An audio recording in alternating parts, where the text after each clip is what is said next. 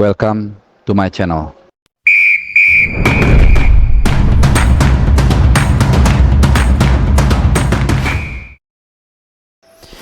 Ya, halo, salam sehat teman-teman semua. Masih di channel Bung Harapan dan juga masih dalam rangka mendukung tim nasional Indonesia. Jadi bukan hanya menyiarkan tapi juga mensupport mereka sebelum, saat pertandingan dan setelah pertandingan. Ya, saat ini gua bikin video ini sebenarnya spontan. Tadinya hari ini gue mau istirahat sebentar. Ya, ada rasa kecewa juga kita gagal ke Olimpiade, ada juga rasa lelah ya. Terus mengikuti tim nasional kita artinya ada hektiknya juga. Dan kebayang ya bagaimana pemain lebih lelah lagi. Kita yang nonton aja capek, apalagi mereka yang sampai sebulan lebih mungkin sudah jauh dari keluarga, jauh dari mungkin kampung halaman. Dan mereka berjuang mati-matian di atas lapangan bahkan sampai berdarah-darah. Jadi kalau kita capek mungkin mereka 10 kali lebih capek, apalagi kalau dihujat oleh bangsanya sendiri dengan dalih kritik. Oke.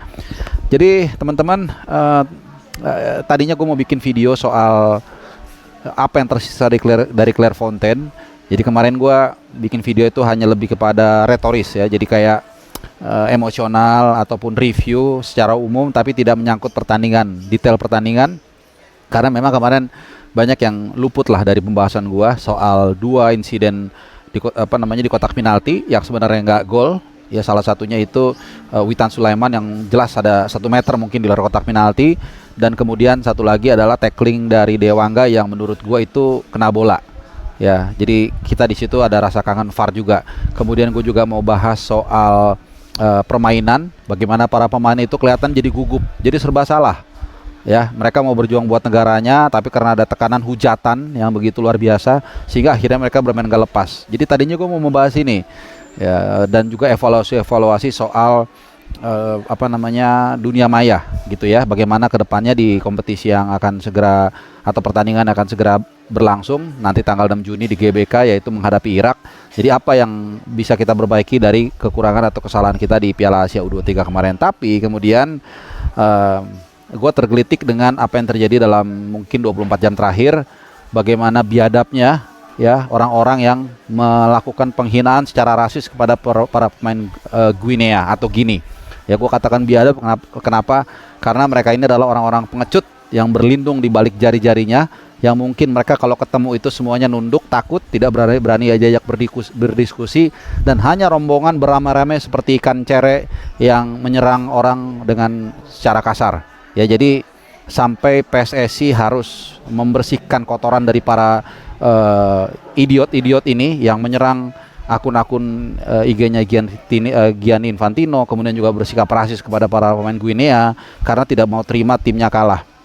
Ya, jadi gue mengatakan inilah mental para pecundang, mental SDM rendah yang selalu mencari pembenaran, mencari kesalahan atas sebuah kegagalan atau kekurangan, ya, tanpa bisa melihat atau menghargai apa yang telah dicapai oleh pasukan dari Sintayong.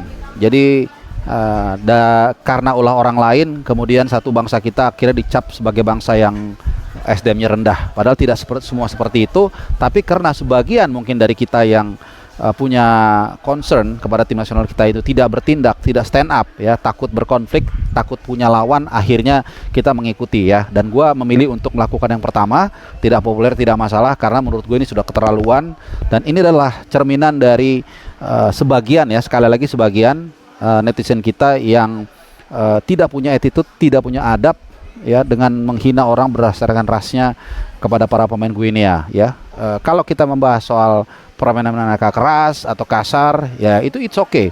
Seperti ketika kita mengecam permainan Uzbekistan yang kita anggap itu banyak sandiwara, kemudian juga banyak melama-lamakan mendelay waktu, itu gue setuju. Tapi ketika kalian memasuki ranah personal, itu gue akan tentang sampai ujung dunia ya. Dan sampai akhirnya PSSI di laman resmi mereka harus membersihkan kotoran-kotoran tersebut dengan mengkampanyekan kembali stop rasisme ya, kira-kira seperti itu. Jadi tidak ada ruang untuk rasis. Itu yang ditulis di website di website resmi PSSI, dan juga bahkan salah satu esko PSSI Bang Arya Sunilingga juga mengkampanyekan hal serupa ya. Jadi ini sudah menunjukkan ada hal yang serius yang memang terjadi di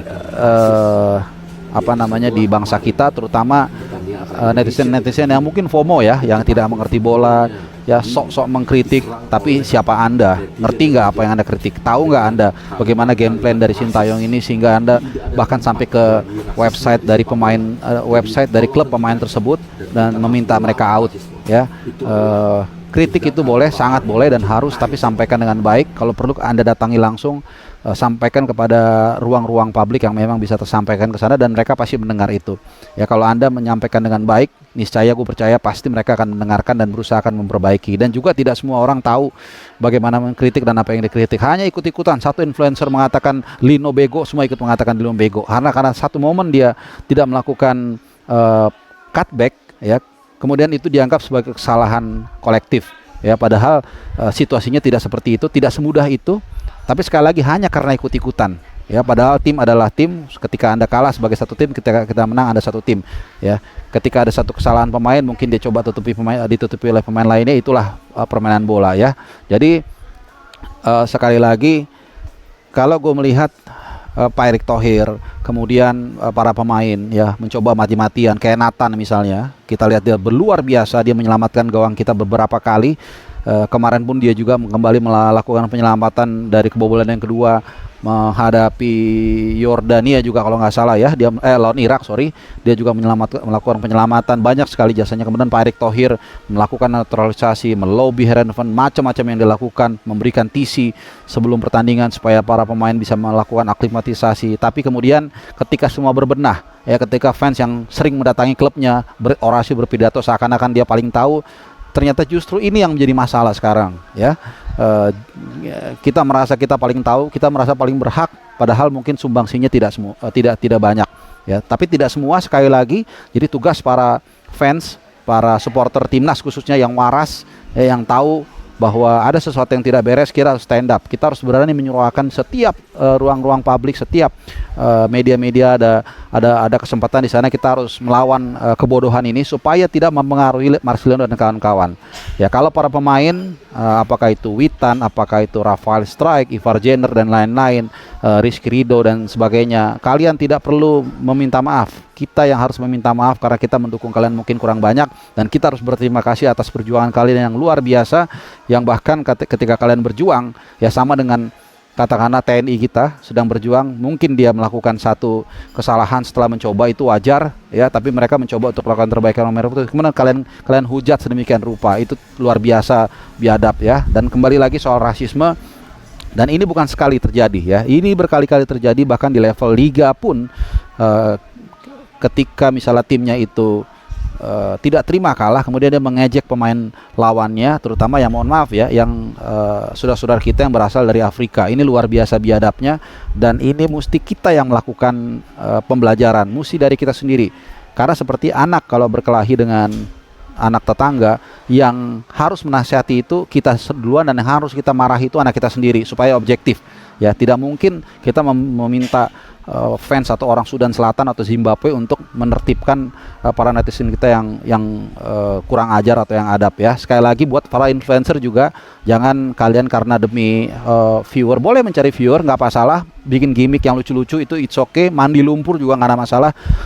Kalau kalian tidak bisa bikin yang mendukung, paling tidak jangan merongrong, ya. Sekali lagi, ini bukan soal kritik, itu beda kritik sama menghujat, sama meruntuhkan mental mereka. Jadi sekali lagi kita lihat para pemain kemarin jadi serba salah, jadi takut-takut saatnya syuting jadi dioper, saatnya ngoper dia jadi balikin ke belakang, ya. Walaupun tentu bukan semata-mata karena itu tim nasional kita gagal, tapi memang banyak PR juga, tapi itu membuat mereka juga menjadi bermain kurang lepas. Jadi sekali lagi, ini memang era di mana kita tidak bisa diktator seperti zaman Orde Baru, ya, karena dulu Orde Baru media itu hanya di TV, koran, dan radio. Selesai, pimpretnya dihubungin, udah berita itu, atau katakanlah berita yang tidak baik itu bisa diredam. Tapi sekarang itu tidak bisa, harus kolektif, ya. Setiap pendukung, setiap fans, supporter timnas yang waras itu harus turut untuk menghalau pikiran-pikiran yang bodoh. Kalau kalian melihat ada influencer, even seperti gua atau siapapun itu, ya, yang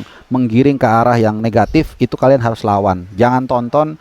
Apalagi kalian sampai bayar untuk menonton kebodohan itu, jangan sampai kalian hidupkan. Jadi sekali lagi, kalau kita memang sungguh-sungguh, kita harus mau berusaha. Jangan kita tunggu orang lain untuk melakukan. Beberapa apa namanya, stakeholder sepak bola sudah melakukan itu, dan kita harus mulai dari sekarang lawan opini-opini yang meresahkan. Kalau perlu ya kita tanam mereka itu ya, karena sekali lagi ini bukan demi siapa-siapa, bukan demi gua, bukan demi Sintayong, bukan demi Erick Thohir, tapi demi Merah Putih ya, yang kita lihat mereka sudah berjuang. Sekali lagi terima kasih buat Witan Sulaiman, ini luar biasa, literally dia berdarah-darah buat tim nasional kita. Terima kasih buat Rizky Ridho, sang kapten. Terima kasih buat Dewangga yang ke Paris untuk mencoba membantu memenangkan tim nasional. Thank you banget buat kalian. Hernando Ari yang luar biasa, semangat terus ya, walaupun ada Martin Paes, lu harus bangkit terus supaya kita, kualitas kita semuanya naik ya. Jadi kita tidak membeda-bedakan mana yang keturunan, mana yang enggak.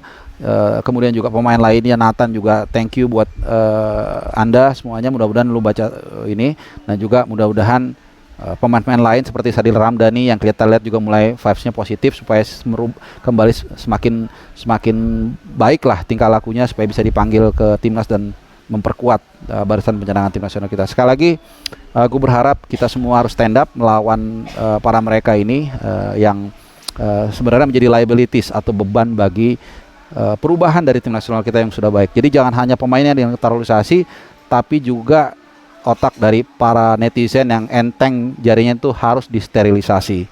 Terima kasih udah nonton channel ini, semoga kalian tetap sehat, waras, dan juga bahagia.